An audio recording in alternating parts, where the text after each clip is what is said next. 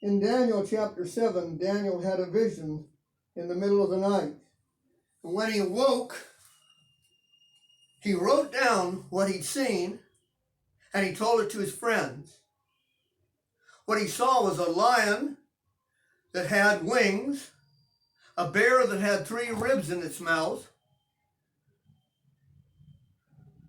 a leopard with 4 wings and 4 heads, and a great and terrible dragon-like beast, out of which came 10 horns, and then a little horn replaced 3 of those 10.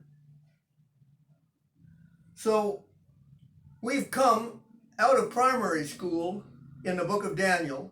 In primary school, we learned that the book was going to deal with God's king,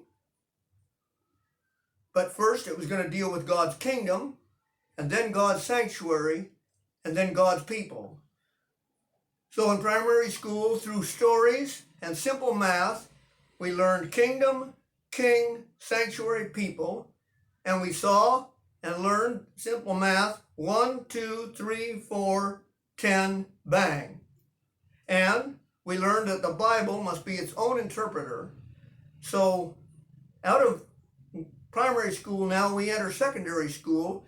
We're going to learn more advanced learning, but we have to remember and maintain what we already learned in the first few grades.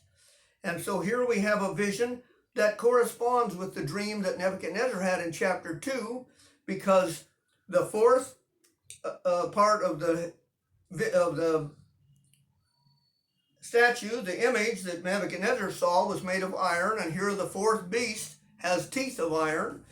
The third in Nebuchadnezzar's dream was given worldwide dominion, and here it says about the leopard that it was given worldwide dominion, and the 10 horns correspond with the 10 toes in chapter 2.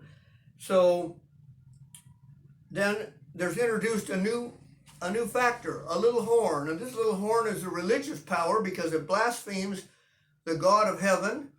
It makes war against the saints, and it thinks to change times and laws. The times are prophetic times, the laws are God's law.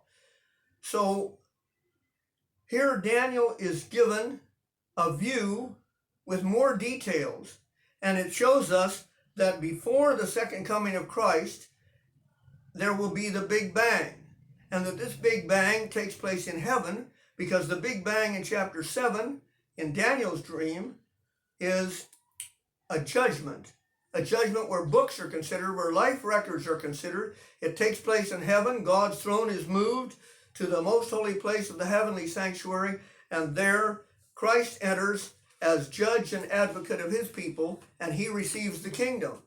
And so Christ is crowned king. This is the vision about the restoration of God's king.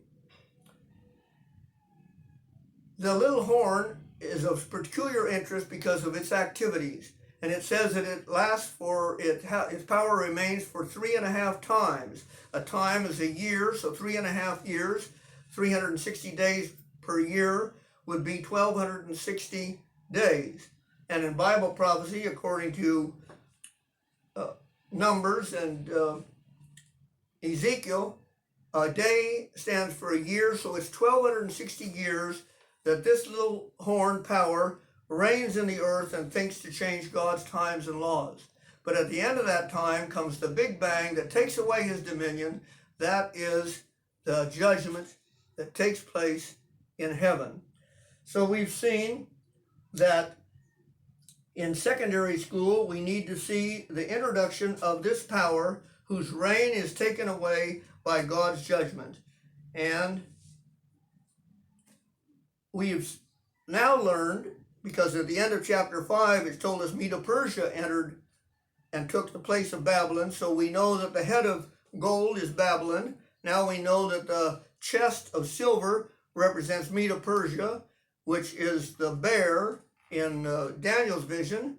And then comes the third power we haven't identified yet, and the fourth power we haven't identified, but we know that God's everlasting kingdom and God's king is the last. So we need to go on to chapters 8, 9, 10, 11, and 12 to identify these other powers from the Bible and the Bible only.